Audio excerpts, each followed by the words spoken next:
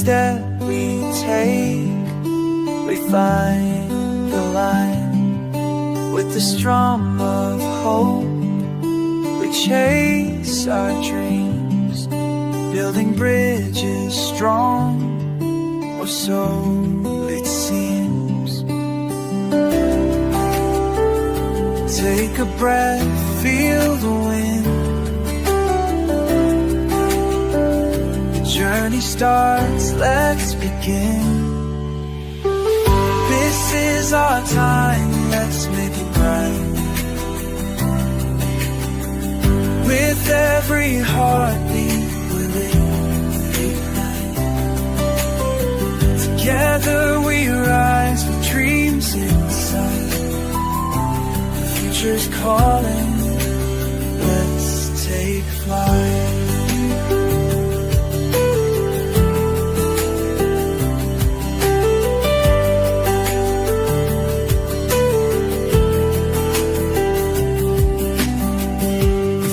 No play, the world unfolds, stories untold, waiting to be bold.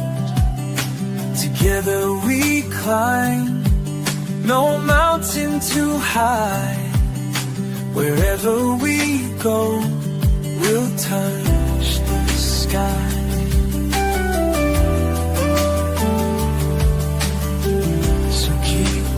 Head held high, reach for more, don't be shy. This is our time, let's make it right. With every heartbeat, we'll unite.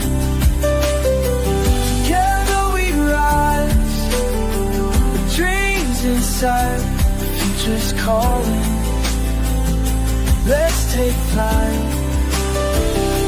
Dreams inside, the future's calling, calling. Together we're stronger, it's our way. It's our way on this journey, come right now.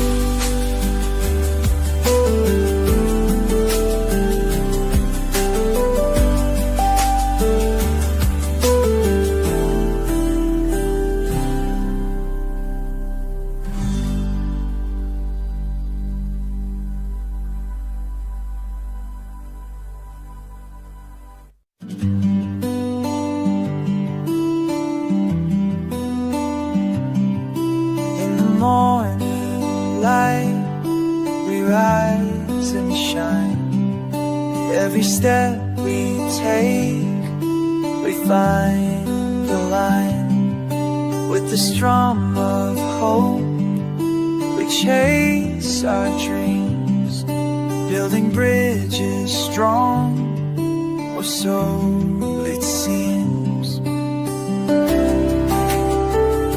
Take a breath, feel the wind. Journey starts, let's begin. This is our time, let's make it right. With every heartbeat, we'll ignite.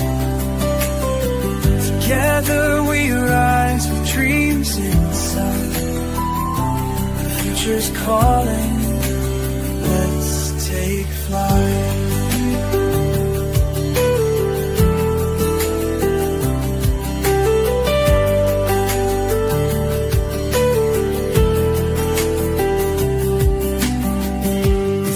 No play, the world unfolds, stories untold, waiting to be bold. Together we climb, no mountain too high. Wherever we go, we'll touch the sky.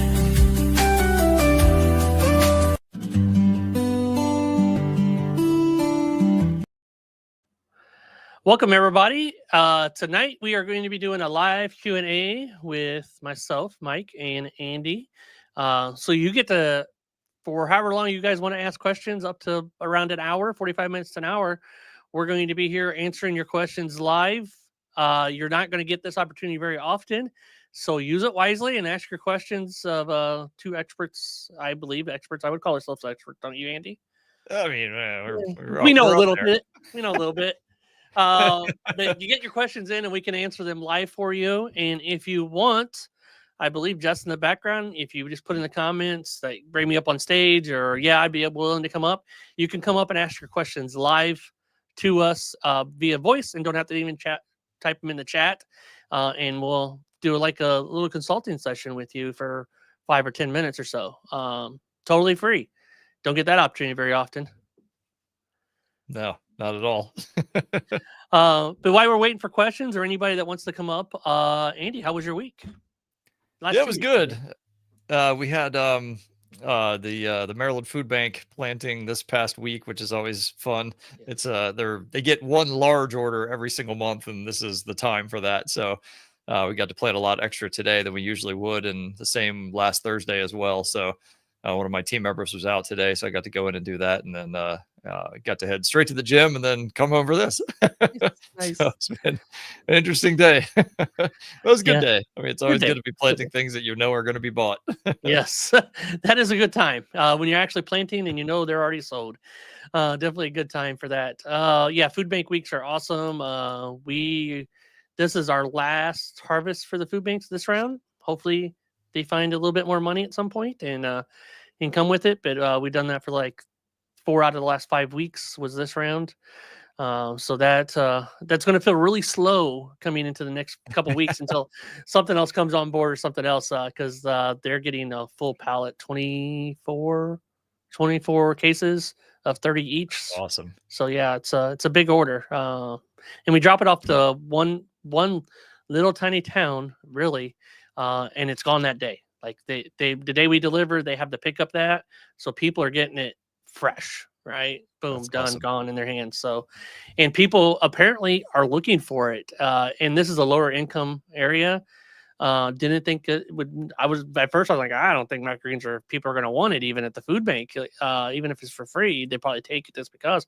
But people are asking for it, and if they run out, they're sad they didn't make it in time to get the microgreens. So that was good to hear. Yeah, that's definitely a nice plus. I mean, the first time, so the once a month when they have the big order, I actually go in there and hand them out personally, so I can talk to everybody and let them know Nice. what they are and how to use them and whatever. And the first time, it's about, I think, 5 hours when it's all said and done. I think it's 10 a.m. to 3 p.m. Yeah. And I was allowed to give away 2 packs per family, basically, that came through. And towards the end of the day, I was giving away 3 just to get rid of what we had left. And it was obviously an uphill battle because most people had no clue what they were. Yeah. But ever since then, it's like, I mean, usually by 1 o'clock, 1:30 roughly, I'm Nice. out. I mean, and I'm giving away 2 per family, and they're coming in. Oh, I'm so glad you're back, and oh my God, microgreens. And the best part is, like, I mean, they get smaller orders in between those, but they go in a fridge basically, and no one's there, to tell them what they are. And every single week I've come back, they've been gone, which is awesome.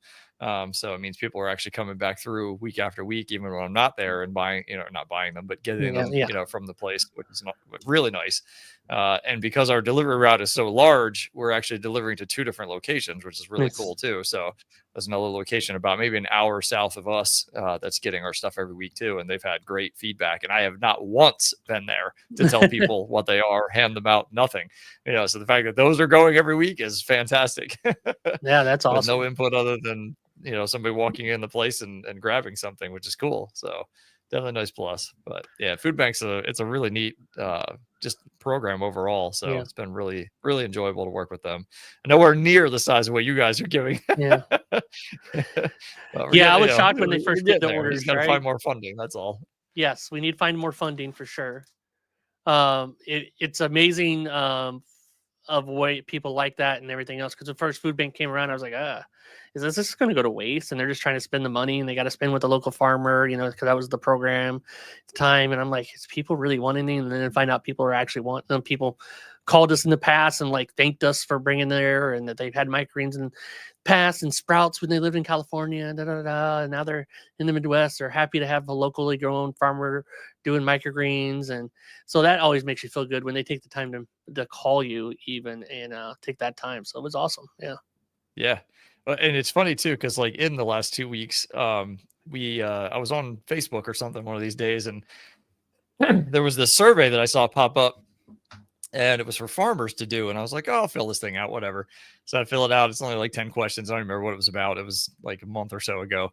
And within like 10 minutes, some dude calls me, and I'm like, well, that's interesting. And it's from the same place. And he's like, yeah, I'm with this organization, and we'd like to get you, connected with some of our other people, and not in any, disrespectful way, but the dude on the other end had an Indian accent. I'm immediately thinking scam, scam, scam. That's all I'm thinking in my head. And so he's like, yeah, I'm going to schedule an appointment with, this lady, Madison. And I was like, okay, cool. So then we get on, I get on the phone with this Madison person, and it's actually a local organization that's funded by the government. And their job is to literally help farmers for free, get into food and produce distributors, get into colleges, get into public schools, things like that. Because supposedly there's like a thing in Maryland where they're supposed to be buying 20% of their actual produce or food or whatever from local sources, and they're not. Like most of them are less than 1% that they're actually doing that right now. So their job is to basically help these guys, fulfill that 20%, which is fantastic. So now I basically have a free salesperson. And I told the lady on the phone, I was like, it seemed kind of scammy because I had this all played out. She's like, I know, we get that a lot. And I was like, interesting. So yeah. So in fact, the lady that I talked to who works directly with distributors, she actually used to be in Chicago. So she actually owned like an actual food distributor company for a bit. It was a while ago, like maybe 5-10 years ago. Yeah. And so now that's what she does, actually helps get farmers connected with distributors, which is awesome. So so that was definitely a good find, in the last week and a half or so too, which is great. So now we're working on trying to get a meeting with her in person, because they're just north of Baltimore. So we're going to go down there and actually talk with her directly and be like, all right, what can we do? We'd love to fast track some of this. We have plenty of room, plenty of team, plenty of product, plenty of seed. So, what can we do to move this along? So we'll see. Should be cool. Looking forward to seeing how that goes. Yeah, I remember back when the program first came in and the food bank got a hold of us, and they're like, we need this. We're trying to make sure we get up from all the farmers. We have 3 months to spend 6 months, a year's worth of money, basically, because they took so long to get the program out. It was 6 months worth of spending. And then by the time the food bank could get implemented, they had basically 3 months to spend a year's worth of money. So they were trying to find, and this is like March, right? So a lot of farmers are online, or they already got stuff planted that they're selling already to other channels and everything else. So like we got a big chunk of that money, which helped buy the soil machine, helped buy the seeder, all this stuff like that. It helped build the infrastructure for us. So we use that money that way. We just didn't put it in our pocket like a lot of other farmers did, and they complained when it ended. But anyway, so it helped us build that. But it was 3 pallets worth for 3 straight months every week. So that's what caused us to stop the first time, right? Yes. Yeah, that's what I I ain't got enough time. Right. Yeah, there was no way, man. You guys were swamped. Yes. Harvest overnight. Harvest overnight. Yeah, it's basically, we told them we could get it done in 2 weeks. When they called, can you get it done in 2 weeks? Yep. Go buy a whole bunch of racks, get more lights in, get a whole bunch more trays ordered. You remember that when that happened, and you're like, hey, why don't you just get a pallet? I'm like, duh. So I called Bootstrap at that point and said, hey, can we just change that to a pallet price? And I need it in 4 days. Can you make that happen? Credit to Bootstrap. They gave me a discount, gave me money back on what I already spent, gave me more trays, and they got it here in 4 days via FedEx instead of freight truck. So great company. I will always support them because of that, because that helped us make a lot of money in that short period of time by getting that fast. So, but so it was like, boom, quick, like, oh, you got to go. But, they said, can you do it? And the answer was yes. And then we figured out how.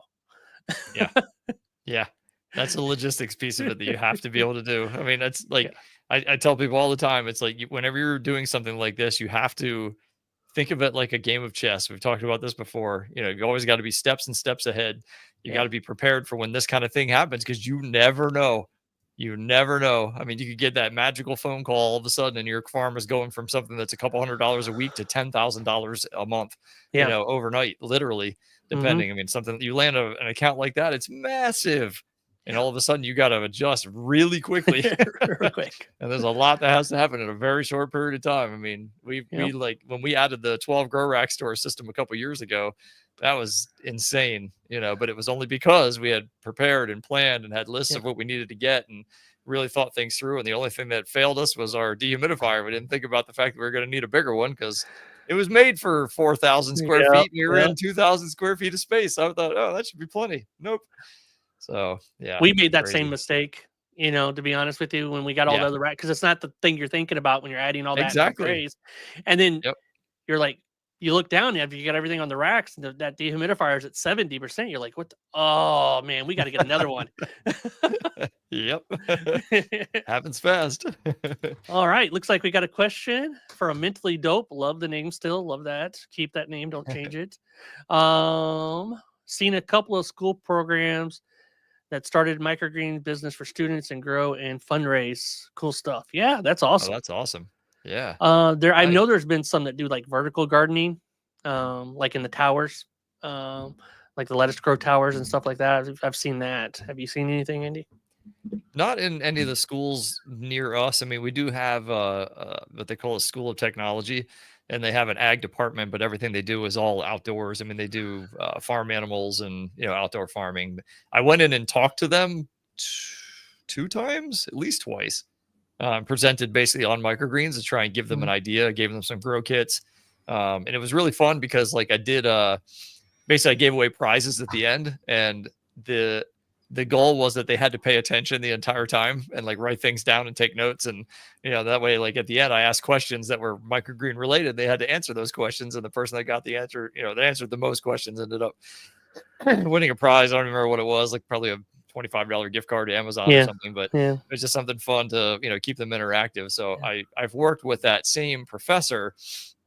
She also teaches one of the ag classes at a local college. So I've gone and presented there twice as well. So the hope is to get kids really first generation farmers, that have no farmland, that have no equipment, that have no animals, no experience, to think I can still farm and I don't have to own 150 acres. I don't have to own hundreds of thousands of dollars worth of John Deere equipment or whatever.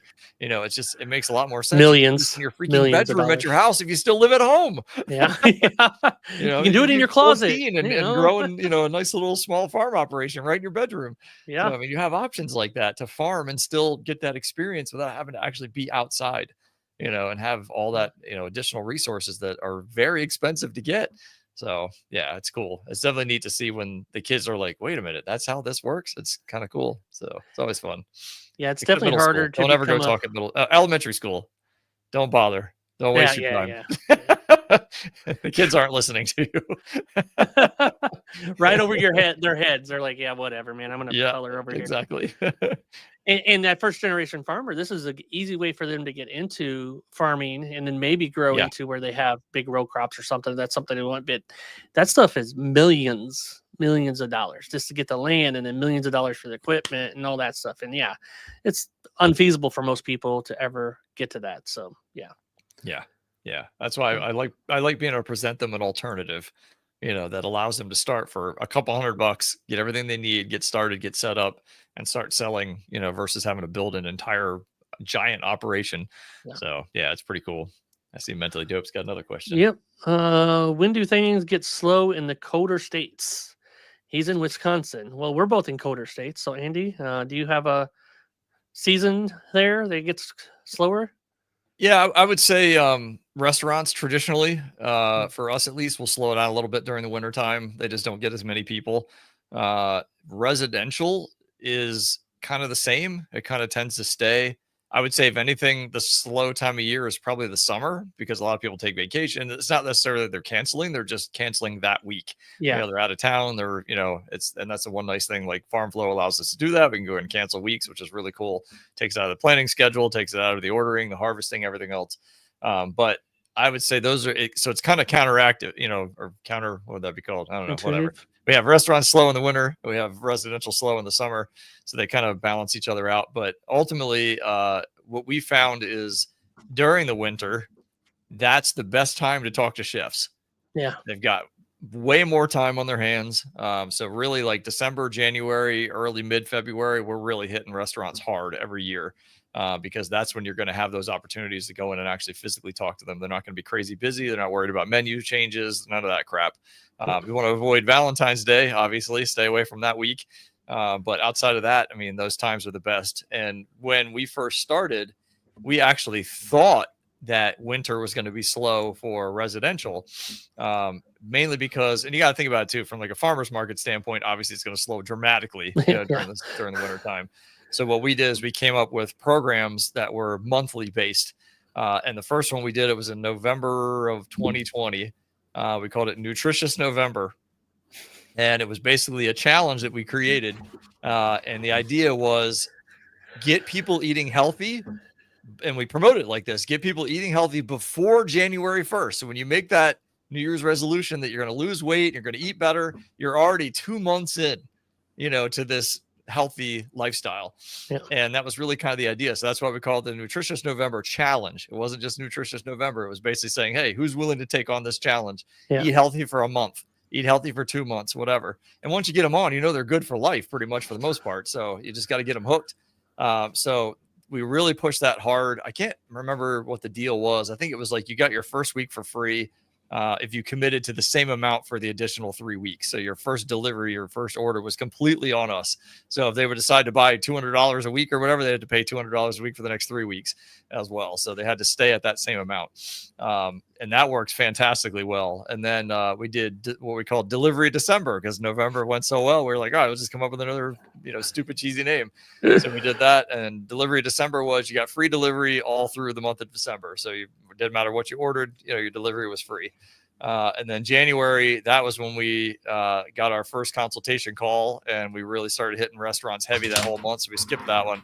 And then we did what we called F word February, which was great. So your first order was free delivery all month long. And we gave away a starts with an F, $50 gift card to Amazon to one of our subscribers. And that didn't mean you had to sign up that month. It meant overall. So one of my friends actually was a subscriber for a long time, ended up winning that $50 gift card, which was cool. So we promoted the crap out of that all through the wintertime, and we gained a ton of residential subscriptions through that setup. And people were just excited to see what the next month was going to be. And each month got a little bit, better to a certain extent. So it was kind of a neat way to just board people during the wintertime. So what do you got, you guys? Do you guys see restaurants and stuff slow down during the winter? I know you deal a lot more with grocery stores for the most part, but we're 70 to 80% grocery stores, so we don't really see fluctuations. Like there's one grocery store that's a college town, so you'll see the fluctuation in the summertime. That's a little bit slower. Then it picks up when the college kids come back in. Amazingly, that's a lot of the segment there that's buying. Other than that, the grocery stores are pretty leveled off. Maybe summertime you'll see a little bit of a lull because people are traveling and stuff and everything else, getting out of the Midwest and going to Florida, wherever, down to the warmer states, the vacation sites and all that stuff and everything like that. But other than that, it's pretty stable, but it's not a big drop. Like grocery stores are just kind of stable. They don't really drop a lot. But you do see a little bit of that. Our restaurants are they pretty much order the same. And then, we got December where they're going to have holiday parties going. So that month, sometimes they order a little bit more. February comes around, their Valentine's parties and all that stuff going on. So they may have a little bit more on that bit. I would say maybe March, April probably are like the slowest months for restaurants around here. It's kind of weird, but after February, people are just done, and then it kind of just goes into that lull a little bit, and then it kicks back in for summer because people are out and about because it's been winter, and now they're tired of being inside, so they go out and eat and all that stuff. So, for us, that's pretty much the pattern, but it's not. It may be a 10% drop at most, so it's not a big dramatic 30 or 40% drop because. We don't do farmers. We do one small farmers market, and then another farmer takes our stuff for the other farmers market. So this is like an order. So we get a little bit of drop from that because they're not there during the winter, obviously. But it's not a dramatic drop for us because we went into grocery stores heavy. So yeah. Yeah, and really, I mean, I would say like our more touristy town or I'm sorry, restaurants are the ones that will traditionally go down a lot, during the winter time, just because they don't have nearly as many people there. But yeah, it's not a dramatic difference, thankfully, Yeah, for yeah, most restaurants. They yeah. may just see a little bit slower, during the summer. They'll be like, hey, I'm throwing away half of this thing of whatever, and can you We cut don't it want back to that. half of that or whatever? And that's fine. I mean, it's not a big Yeah, deal. But it's just something you have to be prepared for. And yeah, for us, I mean, grocery stores, even though it's really minor. In fact, it's only really one grocery store there during the summer. They tend to slow down a little bit just because everybody's on vacation. But outside of yeah. that, all of our bigger grocery stores, theirs stays the same Very stable. literally Yeah, year round, yeah. which is fantastic. So yeah, if you want consistency, grocery stores are the way to go. Yes, for sure. Hands down. For Hands sure. down. Royce, what crops do you grow for food banks? A variety focused on crops with higher yield or by request from recipients. I will say us. They said we need this much money spent a week, or we need this much money spent in the next 3 months.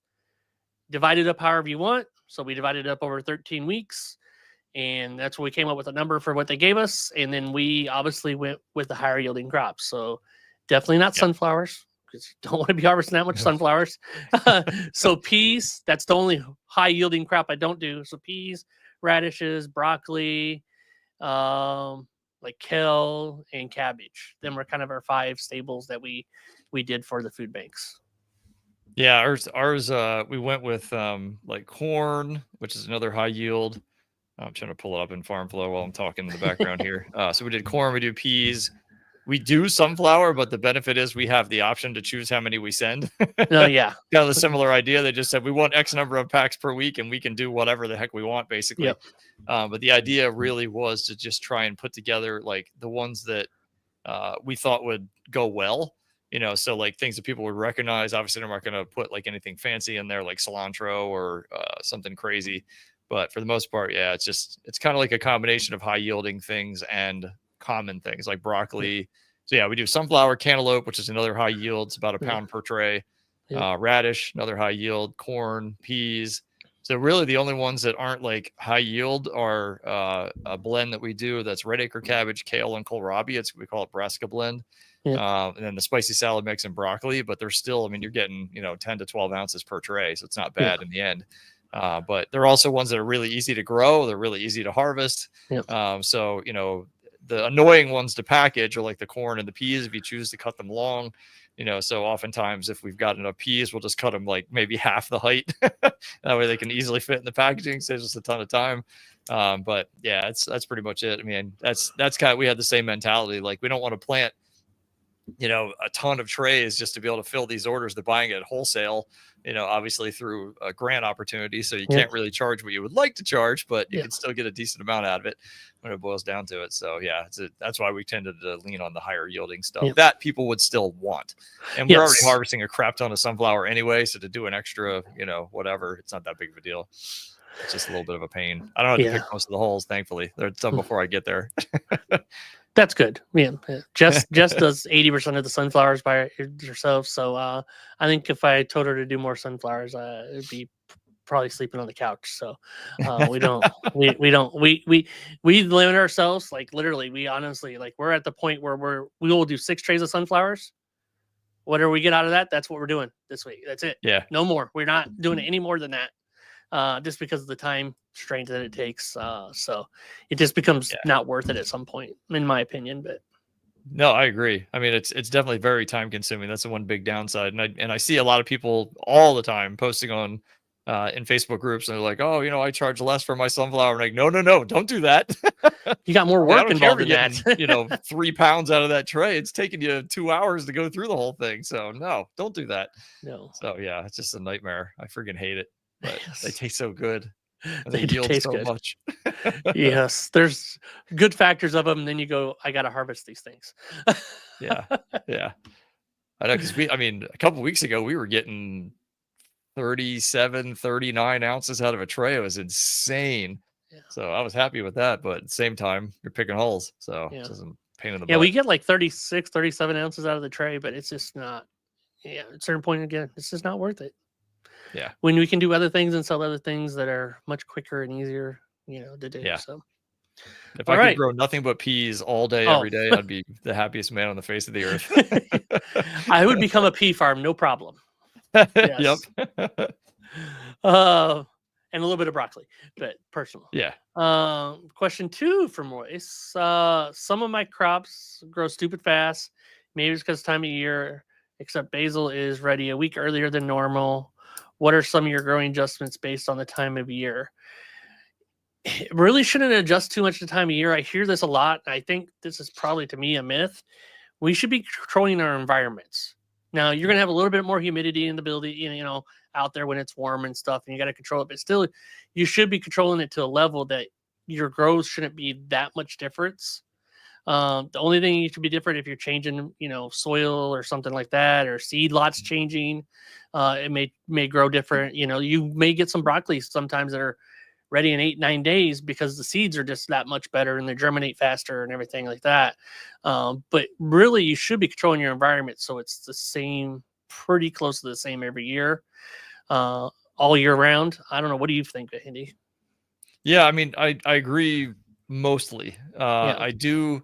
I mean, I know we've seen like the difference in the time of year only because even though it's 72 degrees in there year round, you've got cold air blowing in versus hot air blowing in, depending on what time of year it is. So we do see some of the crops react to that a little bit, and sometimes we'll just have to move things from like a top shelf to a bottom shelf, just depending on what it is. And there's definitely, and this is something you'll learn over time, Royce. So there's definitely crops that prefer heat in comparison to others. So like sunflower, for example, tends to grow crazy good when it's a couple degrees warmer than 72. They like it like closer to 80 almost. Cantaloupe, same thing. Obviously, it's one of those ones that has to germinate in at least 80 to 85 degrees. So we use heat mats for that. But once it gets to germination, we take it off. It's totally fine in the 72 environment. So it's really just a matter of like kind of figuring out over time. And some of that is like, instead of putting all your trays on one shelf, something you'd experiment with is putting them on different shelves. So you've got some stuff all the way at the top, ranging all the way down to the bottom. Figure out, over time, don't just take 1 week and go, oh, well, clearly they like to be at the top. Take it over time, do some experiments for a bit and see kind of where things can sit. Because obviously heat rises, so it's going to be warmer on the top shelf than it's going to be on the bottom shelf. It could also be where your fans are. So if you have like a fan blowing down the aisle, if it's closer to the fan, it's getting more air. It may cause it not to, it'll cause it to dry out faster. It'll cause it to grow slower as a result. So just some things to think about, with all that kind of stuff. So yeah, that's the little detail stuff that makes such a huge difference that you'll figure out over time. But yeah, I mean, it shouldn't be a dramatic difference though. You shouldn't see, like for example, I mean, our HVAC system in our place, when it's like 100 degrees plus outside, it struggles to keep it at 72. So when it's like 78, 77 in there, man, the crops are like in heaven. They're growing crazy tall, crazy fast. Most of them, not all of them, but your humidity is usually higher and you end up with, moisture problems and stuff like that. So it's kind of a catch-22, unfortunately. Yeah. And and you do get them hot days, right? You get, 110 around here sometimes with heat index and stuff. And the HVACs can only do so much and everything else. Yeah. That's where you're going to need probably more airflow in the building at that point. And then your humidity, because around here, humidity gets crazy and stuff like that. So you got to make sure your dehumidifiers are running optimal, cleaning them out and making sure that they're running at optimal speeds.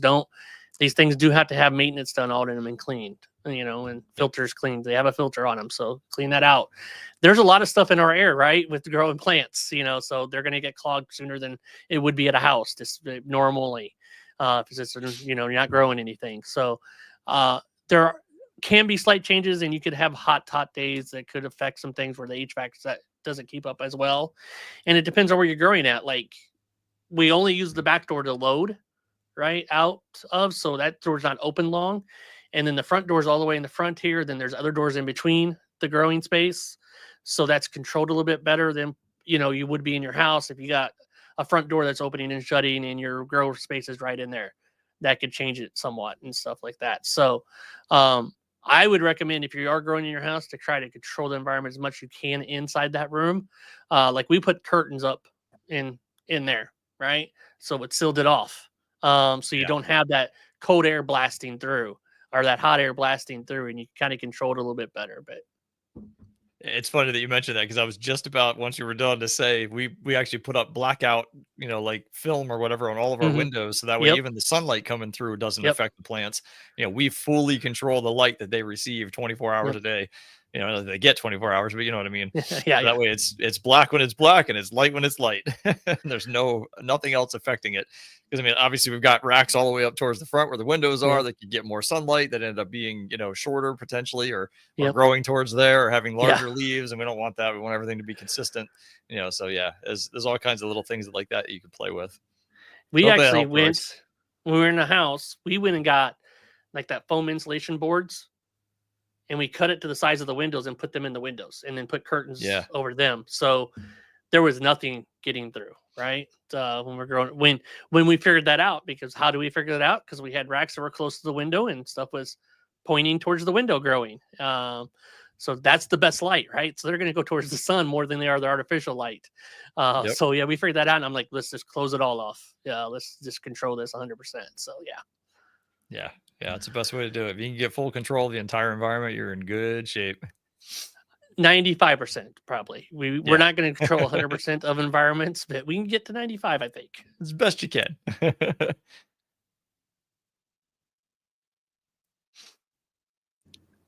My mic keeps on muting, so I'm sorry. I don't know what's going on today, but the mic is Oh, not did like. just do it again? I didn't even notice. Yeah, real quick, I went in. I was getting ready to say something, but mentally dope. What is the most difficult thing in your business nowadays? Andy, what's the most difficult thing in your business? I would say actually managing the business. The farm is easy. I mean, it's pretty Yeah. much on cruise control, but obviously as the owner, you're constantly looking for new business, new sales, handling tax stuff, handling payroll, handling HR, handling hiring, handling onboarding, handling purchasing supplies, handling inventory, I mean, like all the stupid crap that just pulls you away from what you love to do, which is just to Yeah. plant and grow and harvest. Yeah. So that's always the biggest pain, I would say. When you get to this level, there's, especially when you start hiring people, then it Yeah. becomes a whole different world. Yeah. Because now you have people not only that you need to be able to trust and understand that they're going to do their job, but you also have to understand that these people are now relying on you to pay them. They're Yeah. going and buying a car, or they're going and buying a house, or they're going and investing, or they're doing something where the paycheck they're receiving from your business that you own, that you're responsible for, means that now their lives have changed. They're Yeah. relying on that paycheck and that money to come in every single week. So, that's where things can get a little crazy, because now it's like you've got people literally counting on you. So that's where I would say it's probably the most difficult, is just managing all of the aspects, of a business. And that's the same for any business owner of any business. Yeah. If they don't have people that can do that stuff for them, you're still stuck managing a lot of stuff. So I would say 100%. That's definitely the most difficult thing. Yeah. I Just was a going to lot. wrap that all in and just say paperwork. Yeah. All the paperwork that you have to do, with the government stuff and, taxes and paper, just the daily bookkeeping, daily or weekly, bookkeeping that you have to do. Now you can offboard some of that and stuff if you want, but, that's another expense, you got to add into the business that comes off your line, so it comes off that bottom line. So you have to weigh that. Yeah. I would say people management is probably the biggest difficulty of any business when you get to the point where you're hiring other people and making sure they're showing up to work and getting there and managing all that aspects of it, and their vacations and time off and whatever happens, with people. People will be the biggest strain of your business, once you get to a certain level and you need to hire that. Yeah, for nowadays, I would say people and paperwork. Yeah. And the nice thing is, I mean, like once I get people onboarded and in, it's pretty straightforward, Yeah. luckily, Yeah. but it's a matter of like, for example, my dishwasher is going to college, so his last day was 2 weeks ago, Saturday. And so all of a sudden now I had to find somebody else, bring them in. So I'm putting out, posts, say, hey, we're looking for a dishwasher, blah, blah, blah. And, ended up working out good because I had one girl that I just hired recently who was like, "Oh, I'm looking for more hours." I'm like, "I've got a way you can get some." I got So she you. just literally yesterday, started doing the dishes. So, but now she's got a key. Now I've got to, because I was like, you can come and go whenever you want. I don't care. It's like, as long as they're done by Wednesday, you can come in Saturday and Sunday and knock it all out if you want, or you can come in Tuesday and Wednesday or Thursday or Monday and Tuesday and knock it all out. It doesn't matter to me. It's like, you just have to get it done. That's all that matters. So it's kind of like interesting, to have a 17-year-old kid who's graduated, thank God, and isn't planning on going to college, thank God. That's the perfect, it's a perfect employee because they're out of school. They don't have any intention to go to school, and you've got them Monday through Friday during the day, which is the hardest part, Yeah. So that's always challenging. But yeah, it's little stuff like that can make it kind of a pain when you have somebody who's all of a sudden like, "Hey, I'm done in a couple weeks." Or in this case, the kid literally texted me like, I think the day before, and he's like, "Hey, my last day's tomorrow." I'm like, "Cool, thanks for the heads up." Yeah, you're not coming back. But that's the other. I mean, that's the other challenge with teenagers. They don't even think like that. I mean, this was this guy's first job. He probably didn't even know he needed to put in 2 weeks, or at least be respectful for that. But I mean, he's a great employee. Don't get me wrong, great kid, busted his absolute butt every time he came in to wash trays. Which was great, but at the same time, a little heads up would have been nice. But it's not like I don't have a team of people that could jump in there and do the job anyway. If it really came down to it, everybody that's worked there has done dishes at some point on purpose. That way, if it just comes down to it, we can all suck it up and do them for 8 hours, and people can take 2-hour shifts or something and knock them all out. It's not the end of the world. We do it pretty quick, thankfully.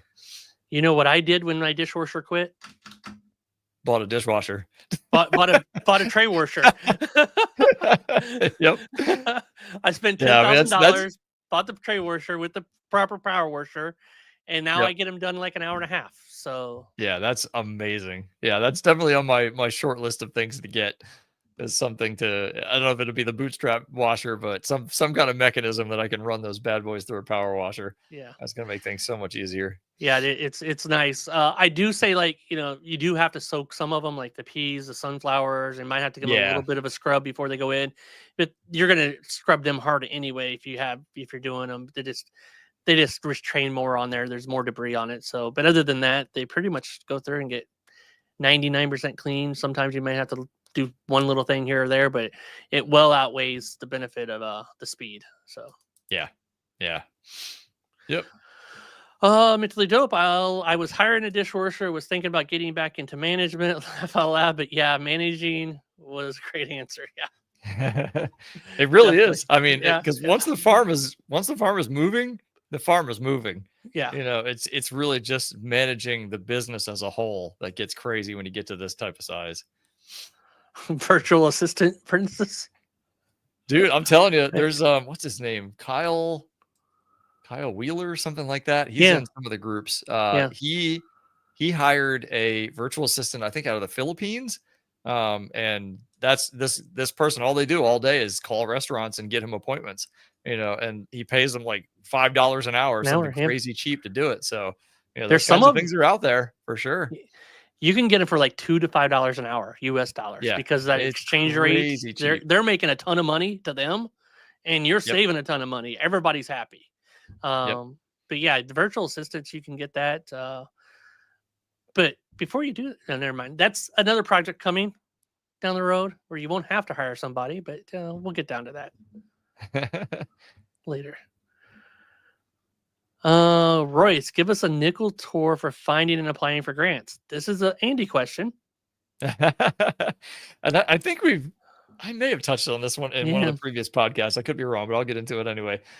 So the easiest thing, 100,000%, is find a combination of multiple things. So if your county has a Department of Ag, or your state has a Department of Ag, which it definitely does, get it on their email list. Number one, because oftentimes they will email out actual grant opportunities. Then I would say find, and this may take a little bit of extra searching, find some organizations or foundations that also do farm-related grants. Like, for example, we have something called Farm Credit or Horizon Farm Credit in the area. And they basically, it's a bank that just deals with farmers. And they have a grant program that they do every single year. It's a $10,000 grant. We won it last year. That's why we have a soil machine. So those kinds of things, getting on those lists to find out what other grant opportunities they have. If you can get on the email list of like your state's GAP program instructor or, whoever, get on that list as well. Carol Allen is the one in Maryland. She emails me grants literally every Monday. I get a list of a whole bunch of crap that she emails me, and usually there's grants in there. Whether I can apply for them or not is a totally different story. Depends on how long you've been in business, what the grant's about, all that kind of stuff. So it's still a matter of finding. You can't just apply for every farm grant out there, period. That's not possible. So like if there was a grant that was, trying to help like African-American farmers get started, chances are I wouldn't win. So I'm not going to bother applying. You know what I mean? So make sure you fit the actual grant application process. Because sometimes they'll say, oh, well, farmers that have been in business for 10 plus years or 20 plus years, are under, not going to be in that boat. So so just, make sure the grant makes sense. I would say if it is over $10,000 or even over $5,000, probably hire a grant writer. If you don't, you're probably not going to win, because grants are very hard to write. And there's things that the judges are looking for that grant writers know. So my grant writer is awesome, even though we just lost a humongous grant, but it was also like 300, 200 or 300 applicants that applied for this grant. I kind of didn't expect to win it, but we figured we'd take a long shot and see if we could do it. It was for $100,000. It was the biggest grant by far we've ever applied for. We've won every other one that this woman helped me apply for. So she's amazing. She does do side work. So if you want to use her, let me know. You can either put it in the comments or I can, put in my email address. If anybody wants to, reach out to me, I can give you her contact info for that. That's really your best bet, is just to get on those email lists, find local locations, grants.gov, which I know Mike has talked about in the past as well. It's a government grant website, but it's like finding a needle in a haystack. I mean, there's hundreds, if not thousands and thousands of grants on that website. It's so hard to find what you're actually looking for in a grant that you can actually apply for. So the other benefit of having a grant writer is oftentimes they have access to a lot more grant lists than you might. And I basically just told my grant writer, look, you find anything that I can apply for, the money is yours. You're writing the grant. So there's incentive for her to look for me and find a grant that I can apply for, because then she's getting paid. So, she's kind of searching behind the scenes. I'm searching, in front of the scenes or whatever. And, oh, there we go. So there's, Joe would know more than anybody else. Yeah. He's the man. He actually does grant writing. He's done it for, in the past for a living. So, let's see. Now grants aren't hard. Just regurgitate their notice criteria back at them. Yeah. I mean, that makes sense. Let me take their prompts and start your sentences with their words. Use their prompts as your outline. Yeah. So you can do that too. So, and I know Joe would definitely know a lot more about grant writing than I do personally. But we've had great success with hiring grant writers for sure. So if you need any advice, you can bug Joe naming sessions as well. But yeah, it's just the hardest part is finding them, really, honestly. But the small ones you can generally fill out yourself. It's not that bad, because it's usually going to be a small amount of applications in comparison to the big ones. That's the challenging ones. For sure. Mentally dope, correct. I met a farmer lady, took her samples, and now I'm getting forward emails from her now for farm grants. There you go. Cool. Yep. Yeah. I mean, any email list you can get on where they're sending out grant opportunities, that's a great way to easily discover them. And anything you can find that's going to be regional is going to be so much easier. And this so is much easier. This is the comment I was waiting on, Joe. Like, What's that? It's the time of writing the grants. Yeah. Not that I'm not capable. Andy's probably capable. Jess, you guys are all probably capable of writing them. But we also are running a farm and a business and everything else, and the time to write them and make sure you get the verbiage correct and everything else. So I personally would do what Andy's doing. When we go after grants, is have somebody else write them for me. It's just easier, and you're going to much better improve your odds. You're going to become 90-10 to get it versus probably 60-40 or 50-50 if you write them by yourself. So. Yeah, I mean, it's literally we have probably won, I would say, between $30,000 and $40,000 in grants in the last 3 years, and we've probably spent maybe $3,000 or $4,000 to have those grants written. So I would say that was a pretty good return on investment. And And what we're time it would so far you? ahead that it's like it would take forever to catch up. I mean, it would be like going to the casino and on your first night you spend $1 and you win $100,000, then you can just keep coming back for a while. And by the time you spend all that money, it's like, at that point, what'd you lose? Yeah. So Yeah, just think of all the time that you've saved. So yeah, that's really the big thing. I mean, I usually go and I'll look at the application. If it's like 1 page, I'll just go ahead and knock it out myself. If it's maybe 2 pages, I might consider doing it myself. But if it's like 5, 6, 10 plus pages, that's a grant writer. Yeah. Not worth it. And the judges also know what to look like to see Chat GPT driven responses. So don't think, oh, I can just go in there and write something up and throw it in Chat GPT. They will pick up in a heartbeat that it was written using AI. So that is don't even funny bother. though, because we Yeah. went to a meeting for farmers, and they had a grant lady that came in. She was like 70 years old, and she did it via Zoom and everything else. And at the end, everybody goes, "You got any, like advice of how to do this or something?" Somebody asked a question. She goes, "Yeah, just put all of it into ChatGPT. They'll give you an answer. It's going to write it better than anybody else, and they don't know. They'll be good." That's what's her advice at the end. It's like, what did I spend 6 hours in here for? Yeah. I I mean, thought you you were could gonna do that, teach me. at least to get it like more better written, but then I would say make some modifications to it at Yeah. least, because ultimately they can still pick up on that kind of stuff. It just depends. I mean, like a smaller grant, they're probably not going to know, but like a bigger grant, they're going to be like, oh God, this is clearly written by AI. It's not worth it for to even look forward, look through the rest of this application. So Use it that's as the a hard part. tool. That's all I gotta say. Use AI as a tool as it's meant to be used for, and then make it your own. Yeah. And the other place you can look at is like your economic development department. If you have one in your county, they may have access to grant options. And it may not just necessarily be agriculture. It could also be just business related grants, which you can still get something that can help with marketing or help with branding or help with redesigning your logo, or, there's all those options out there. It doesn't have to be strictly farm. So there's business options out there that you can actually get grants through as well. But yeah, it's the hardest part is just finding the ones that are there. But there's tons of resources. Even the library, like our local library, is awesome. I mean, I can go in there, and as long as I'm on their network, I can pull up this grant system that they've got. It's got a ton of grants in there. Nice. Again, it's kind of like maybe 1/100th of what grants.gov would have, but it's a whole lot faster to find something. So it's worth investigating into that kind of thing too.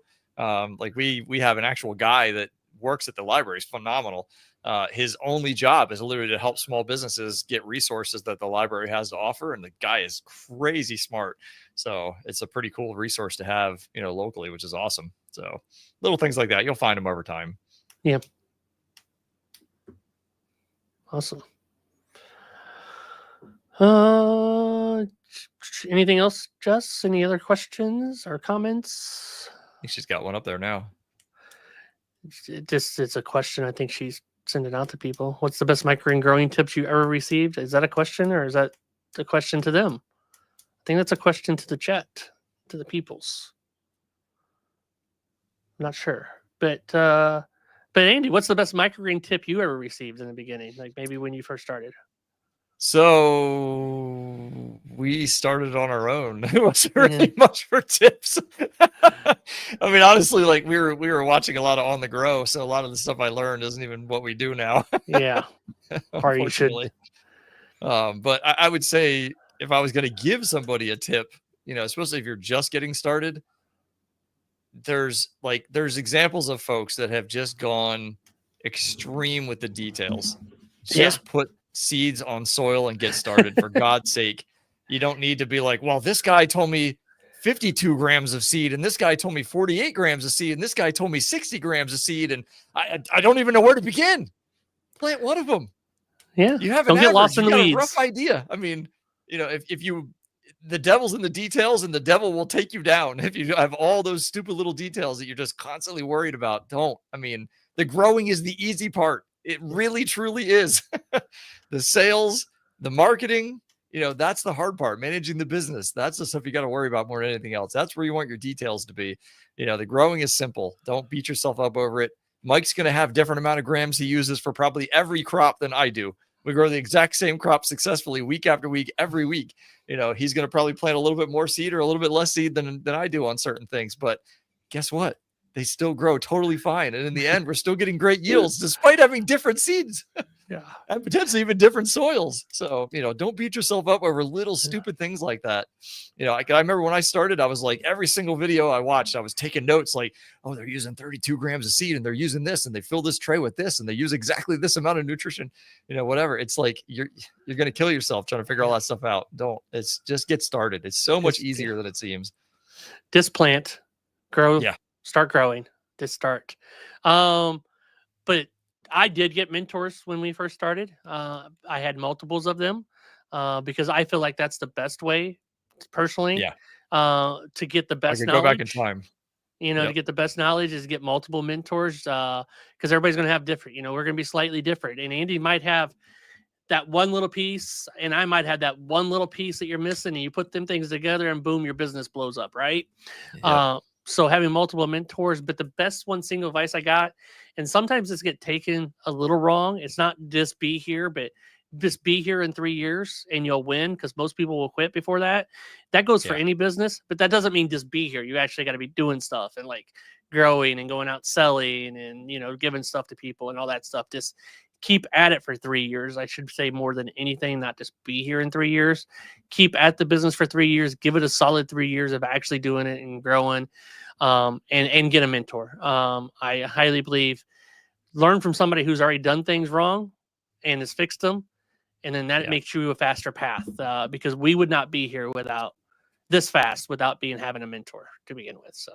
Yeah, I 100% agree. I mean, we started May of 2020, and I know we talked about this, I think, the last podcast, where it was just going to be a side gig for us. There was no expectation of ever getting to the point where I was going to walk away from a job. And then, I think it was January of 2021. So it was 8 months or so afterwards, we decided to do the mentoring process, and man, that kicked me in the butt. I was like, oh, all these things are out there that I never even thought about. Yeah. And it's like when you get to bypass all of that tribal knowledge that you'd have to learn, on your own, and just go straight from like having no idea all the way to having full idea. It's amazing. They can just jump right through that whole process. So yeah, it's just going to save you a ton of time, a ton of effort, a ton of money. You're not wasting seed. You're not wasting soil trying to figure something out. You're not wasting time on the phone trying to make a sale by talking to the receptionist at a restaurant, something like that. So it's a no brainer. Definitely get a mentor. That's a very good point. Yep. I'm just going to say, Joe, learn about lean farming, and remember there are 2 ways to make a profit: increase your gross or reduce your cost. Most neglectfully, the latter. I totally agree with that. The more things you can reduce in costs, and the biggest thing you're going to spend money on in this business when you get to start, even your own, is labor, right? So finding ways to reduce that cost. As we've grown, obviously we've added machinery. Andy's added machinery. Almost automatic seeding, which, there's a video on here that came out Friday. I'm sure Jessica put a link on how we do our automatic setting. It went from 24 hours of growing to your total labor of like 6 hours. So you can watch that video. That's machinery. That's reducing our cost, right? We ain't got that much labor to do. I don't have to. We lost an employee, but then we added like the tray washing machine. We added the automatic planting. We added the soil machine. We added that stuff instead of adding a body that cost you all the time. More. The machinery is a one-time cost, and it's going to be there for last a long time, and be a lot cheaper for you. So them things you can do to reduce your costs. Buying bulk seeds can reduce your cost. Buying from a distributor for your packages instead of buying it from Amazon, stuff like that will reduce your cost. So yeah, there's definitely ways to reduce costs. Yep. 100%. Yeah, and that video is awesome. So you really need to go watch it. Thank you. I got to see it the day it came out, and I literally was like the first one to comment. I'm pretty sure. I was like, dude, this is awesome. Yeah, you commented, and then Jonah commented. So the guy who made the little green cedar. So it was kind of cool. I was glad to finally get it done. I just put links because I made this commitment in my group, where I was in my group calls with my students on last Tuesday. Yeah, last Tuesday. And I said, I'm working on that video and I'll have it out by Friday. And they said, well, you better have it out Friday because you said that. And I already challenged one of them to make a post to hold himself accountable. He goes, well, now you got to be accountable to get that done. So It's not I crap. spent, yeah, so I had to spend 2 days, about 8 hours total of getting all the editing done and everything else to get it out. Since I made him make a commitment, he made me make a commitment. So it's always good to have people to hold you accountable, though. So I was very happy to get that out, and I'm glad they challenged me to get it out. So Yeah. And that's the part you guys don't see behind the scenes with all the bazillion videos that they've posted over the years is the editing. It's not yeah, like they're just doing it in one take in like 10 minutes and it's done. Then they send it up to YouTube. There's editing that has to be done behind the scenes, music, graphics, all kinds of crap. You got to create the thumbnail. All that takes time, man. So I like I said, a million times, I give you guys major props for your YouTube channel. It's awesome. yeah, it's been a lot of work, and Jess actually does the thumbnails now for me. So I make the videos, I edit. I had to be on the camera. She has to make the thumbnails, kind of thing. So that seems fair. I think so. But yeah, you guys can join that group. And in the Microgreens for Profit group, if you join that, you just go to microgreensforprofit.com. You ain't got to go to school / or anything like that anymore. Just microgreensforprofit.com. And we're having our workshop that we're doing on September 4th. You can check that out. We will have some free giveaways for anybody who's there live. So if you show up live to that workshop, we're going to have some giveaway to everybody that's live. So definitely check that out, and some special offers and stuff. So, but Brett, really beginner question. Love beginner questions. Any best practices for watering without a hose? I understand the bucket and measuring cup and bottom watering, but how about wetting the soil before seeding, etc.? How and how much? We personally don't wet the soil before we seed, and you can see that in our planting video. They go through dry, and then it waters it afterwards, and that's the way we've always done it. I know people do that. Andy, what do you do? Yeah, so we do wet our soil ahead of time at the moment. I think probably in the next few months we're probably going to move away from that, or at least run some tests, because I don't think we're going to see any difference at all. Honestly, I know some of the bigger name guys don't bother watering beforehand. I think for us it's more like we just like the fact that the seed tends to stick to the soil when it's wet versus when it's dry, and that's kind of the only real benefit ultimately. So and we don't mist. That's one thing a lot of people do when they first start is you're using the mister mode to try and get your soil wet. If you want to sit there for 5 minutes and wait for that soil to get wet, sure, do that. If you don't, then switch it to shower mode, which takes literally like a half a second, if even that, to do an entire tray. So the time it takes is super minimal. Even usually we have all of our trays right next to each other, so we just go all the way down with the hose, which works out good. But as far as like your bottom watering situation, you've got a couple options. Unfortunately, the bucket and cup is one of those options, which the one big benefit to that is you're getting the exact amount of water every single time, which if that's a detail that you want to go forward with, then great. Ultimately, in the long run, you're going to learn when you pick that tray up, like, oh, this feels a little bit heavier or a little bit lighter than it should, and you're going to make those adjustments on the fly, which is why like automated watering microgreens is something I probably will never do, just because of that. Because I like to be able to see what each tray feels like. But you also have the options of like, it's a little bit more clunky, but you could get like a backpack sprayer, basically just have a backpack full of water on your back and just keep that thing pumped. Usually they got pumps built right in, and then just put it on some kind of, jet or whatever. And that way it's coming out pretty hard, but it's probably going to take a while to fill. That's the only downside. So yeah, I mean, we had a hose installed in our house. I know it sounds insane, but that was the best thing we ever did. Yep. Best thing we ever did was put a hose in our house. It just saves so much time. All you're doing is dragging the hose around, filling it up. We use the Hose Link, which those things are phenomenal. There's other cheaper brands as well. It's just, I watched a lot of videos comparing them, and that one always came out on top. So that's the one we went with because we knew we were going to be beating it up. So now we own 2 of them. We have 2 of them hanging in our farm, so we can pull them out independently and run. So somebody could be watering the farm while other people are planting, or whatever. So it just makes things nice. But yeah, that's the only downside. There's not a whole lot of options. I don't know if anybody else that's in here, Joe, maybe like what you might have done when you started. If you can put in the comments how you watered your crops from the beginning. But yeah, we used to do the bucket, and it was a pain in the butt. Filling up 5 gallons, carrying it around, it's just a nightmare. So get a hose, so much easier. Yeah, when we first started, we were doing the bucket. So when we were planting, like we were in the formal dining room, and we take every single tray into the sink of the house that had the sprayer nozzle on the sink, right? And we'd water them there. and take them back over.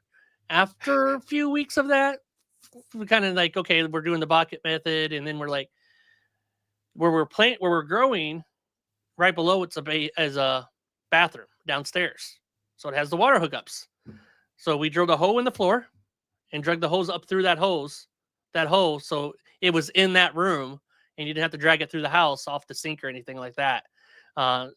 Did that within like a month of doing it, bringing the hose in like Andy did, changed everything.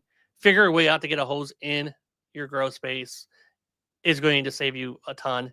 Yes, you got to clean up a little bit of water. You got to do it faster than what you do on concrete here and all that, but it's well worth it. Yeah, and I'm glad Jess brought up that comment because Joe made a good point too. Usually, oftentimes, you can take the aerator off of your sink, and just literally connect the hose right to it. Yeah. So that would probably work a lot better than a backpack sprayer, that's for sure. And it'll be still a lot better than freaking doing each one the with buckets, an individual cup. So yeah, very good point. Yeah, the buckets were horrible. Joe, I had a utility sink in my laundry room outside my grow area. Just attached the hose to the faucet. Yep. Way to go. Depending on your setup and how you got to do it, I didn't want a hose coming from. We did the bridge. We first put the hose in, and it lasted like a week. It was dragged from the kitchen into that area. So there's a hose that's laying on the ground, and then you got to wing it back up and all that stuff and everything else. So getting it actually in there made a big difference. Yeah. Yep. Yeah, good times back at the house. Good times. Yeah. People probably Crazy thought we were thing, strange man. and weird the way we did things, but you know what? We made it work, and now we're here. So, yep, that's it. What would be your next upgrade? What would be your next upgrade, Andy? I'm going to assume auto-ish planting. I mean, it depends how much money I've got. You already got all the stuff. You just need $1,000. If I got like tomorrow. $50,000 to $60,000, I'd be getting a Hamel automated harvesting machine. Yeah. But that's not gonna happen anytime soon. So probably my next upgrade will most likely be a conveyor belt. Which is something I've been wanting to do for a while. So I was glad Mike posted his video the other day. It kind of gave me the inspiration. Because we've already got the soil machine and the little green seeding machine too, so it'd be really easy for us to get that set up, which would be good. So I just got to get the equipment, get it set up, and I love the little Mister setup you have. It's stupid cheap. I was blown away by how expensive that was. So that's really cool. that is all my wife. Setup. She found that, so you can thank Jessica in the comments. Good find, Jess. So. She doesn't just produce, ladies and gentlemen. And harvest sunflower. and harvest sunflowers. I usually end up doing one tray of sunflowers a week. Purchase, I would guess, would be that. Immediate purchase, yeah. Your next upgrade would be that. For us, I don't know what the next upgrade would be. Like, we got soil filling machine, we got automatic planting, we got the tray washer. I'm not sure what would be next. Yeah, you guys they have almost everything you need as far as like basic automation goes. Yeah. Because I know Jess is doing trays with some fancy knife that no one knows about that takes like no time at all. So that would be it. Getting that done and being able to give it out to the masses. Get that to be able to be sold out to the masses, I think would be the way. Because most people can't afford a $50,000 machine, but they can probably afford what she's doing that's not going to cost anywhere near that. A few $100s probably. And then, you can harvest your tray in like 8 seconds. Now you're not going to put it in the package and everything else, but it's still going to be a faster and cleaner harvest. And it's going to be above the soil the whole time and everything like that. So, that's probably, we need to get that done and upgrade that and share it to everybody. Nice. Can I put Jessica on a time frame for that? Because it's been like over a year we've been using it. I feel like you should. Yeah. September 1st by the next podcast. When's the next podcast? It'd be like the 1st or something. Yeah. Oh no, it's 31st. 31st. So Jess, you have until August 31st. I'm not gonna leave. I'm gonna stay in the office for a while. We didn't say what year. Yes, did not say what year. Did not say what year. Oh, that's funny. All right. An employee. Is that for you, Joe? Yeah. Your next upgrade, an employee? Yep. That'd be good. Joe/NS Bar Microgreens will be on the podcasts soon, within the next few weeks, probably, and talking about organic certification for anybody who's going for that, since he's went through it all and done it. And so we definitely look forward to getting him on here. Yeah, that's awesome. That's a big accomplishment. I know Joe had been working on that for a long time, so congratulations, man. I know I told you congrats when you got it, but it's pretty cool. Yep. All right. I remember when she started harvesting tray in one swoosh. Yep. She does. She does. So funny.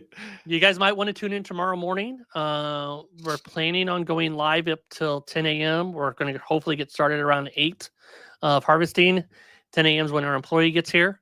Doesn't like to be on camera, so we want to do that effort. But I want to get a harvesting one out there, so you'll probably be able to see her using that tool tomorrow if you tune in. So it already exists. So you're already done, Jess. You have plenty of time. it needs to be made to be able to sell, though. It's just very cheaply done right now. But so yeah. Prototype number 4. Yeah, nice. How do you identify your trays? The current system I use is labeled with removable sticker with the crop and expected harvest date. We don't identify trays. We identify them by colors when we plant. If you guys see the planting, like multiple different trays, colors going through there. I can tell the difference. Jess can tell the difference. The employee might not be able to tell the difference. So we color code everything. Everything pretty much gets harvested on. There's certain things like basil that's a little bit longer, but it's in a section of row. So everything comes off the racks on harvest day for the most part. It's just a few things that are left, and that's easy to explain to the employee. Don't pull them ones off when he's pulling stuff off. We don't do that. We did in the beginning. We put like masking tape on the trays and dated them and stuff in the beginning, but we don't do that anymore. Yeah, we originally started with like painter's tape and did something similar, and then we got tired of that, so we ended up getting a little, actually not in here, shoot, it's actually home, but it's not in this room. We just got one of those little Dymo label makers, so all of our bottom trays are labeled on both sides, so it doesn't matter what side you put into the rack, it's always going to say what it is. And then beyond that, we color code as well. So every, and it's not like a specific thing. Like we don't always do broccoli and green or whatever. It just happens to be whatever we pull that week. Like today, we planted, I think it was like 36 broccoli, and I only had enough color of one color to do all the broccoli. So it just happened to be green that week. Because our tray washer being out for the past few weeks, having left, they've gotten back up a little bit. So, but the big thing too is like even beyond all that, we have sections of the farm that are labeled for a harvest date. So literally, like every harvest day has 2 rows essentially dedicated to it, and there's a little like a rack marker or whatever you want to call it, like a little thing you hang on there. And we just basically took some like erasable tape and put it on there so we can write a date on it with an erasable marker and then erase it and then write the new date on it next time. So we have a section dedicated for that specific harvest day, and everything in that whole entire section is all color coded, and everything in that whole entire section has got labels on the bottom trays. The downside to that is when you're putting your trays away, it takes longer because obviously you've got to arrange everything back in the piles of just broccoli and the piles of just whatever. So that's kind of the one annoying thing with it. But beyond that, like when it comes down to training somebody, because like Mike said, I mean, I can see the difference. I can tell you exactly what something is at whatever stage it's in. Doesn't matter. I mean, I took a tray of arugula out of a stack today, and I was like, "What the heck is this doing here?" Because we planted right into blackout. So I was like, "What the world?" So, but I recognize it immediately, just by seeing like the little teeny like 3-day-old arugula. That's where you really get good at it. But ultimately, you're always going to have, potentially in the long run, new people coming in that have no clue what they're looking at. I mean, it doesn't matter. You can show them corn, they have no idea what it is. Peas, and they have no idea what it is. So having that kind of stuff in place ahead of time is really good. So the color coding is great. It can help you avoid having to do the Dymo labels on the trays. So that's certainly an option. And that's the beauty of Bootstrap. Obviously, they've got a bunch of different color options that you can get. And it's a combination of potentially bottom and top trays. You know, so you can have blue trays that are on the bottom, blue trays that are on the top. You can make a zillion color combinations. Yep. All of our trays the bottom trays are all black on purpose. So that way we've never once, thank God, planted a hold tray on the bottom by accident or a non-hold tray on the top by accident. So that's like one of the benefits of having all the bottom trays be black and all the top trays be colored, is that we never have to worry about running into that exact problem. But you know, it's just nice to do it that kind of way. So that's how we do it for the most part. Yeah, we switched to, like, we didn't know in the beginning, you know, so we had white trays and black inserts and black bottoms, and then we went to the black solid trays because you couldn't put white solid trays on the top because they're translucent. And then you start greening up before you want them to green up and all that stuff, everything else. And so we did have a point where they got mixed. And I saved it. I did do a short video. It's on the channel. I don't know if you can find it, but flipping the tray. So I put a new tray on it and I flipped it over and it fit right back in and flipped it right back over into another one and got it all set perfectly. It worked out. And I filmed it. So I'm glad it worked out when I filmed it. But it's very dangerous to do it that way. Yeah.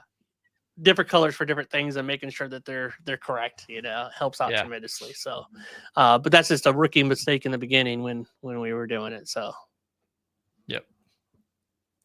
Yeah. So these questions that are being posted with no person, where are those coming from? They're questions from before or from our group that people's asked questions like this in the groups and stuff like that. So yeah. Makes sense. Yeah.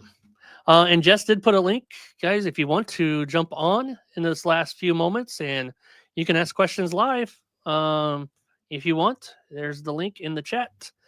And kind of like doing these Q&A ones every once in a while where we just get to go through and answer questions and, you know, get you guys some help.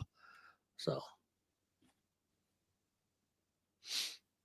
Minted dope, I'll tap in. I don't know what. Are you coming on? You don't have to necessarily be on camera. You can just ask your questions live if you don't like the camera. I understand that people don't like the camera. Justice posted the link to the tray flipping video in the chat. So you guys can check that out if you want to see that we too make mistakes, but they can be fixed. With magic. Magic. Yeah. I'm like, I just was thinking, how am I going to fix this? And I'm like, well, I'm going to film me doing this because see if it works out.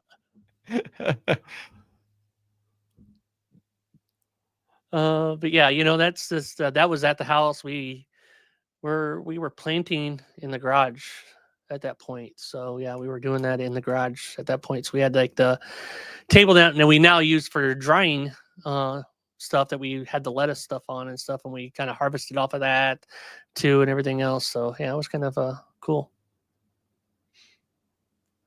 Oh, well, thank you, Royce. Yeah, appreciate that, Royce. Thank you. We enjoy doing this, if you can't tell. Yeah. If we didn't, we wouldn't be here. We don't have to be here. Yep, we have much better things we could be doing. Maybe another time. I have myself in virtual anxiety.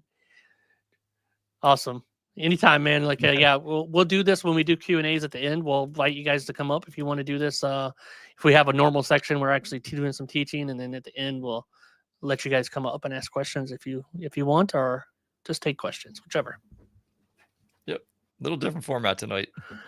Yeah. Usually we talk about a topic for about 45 minutes to an hour, and then we take the live Q&A after the fact, but we figured we'd just give you guys an entire live Q&A the whole time. Definitely.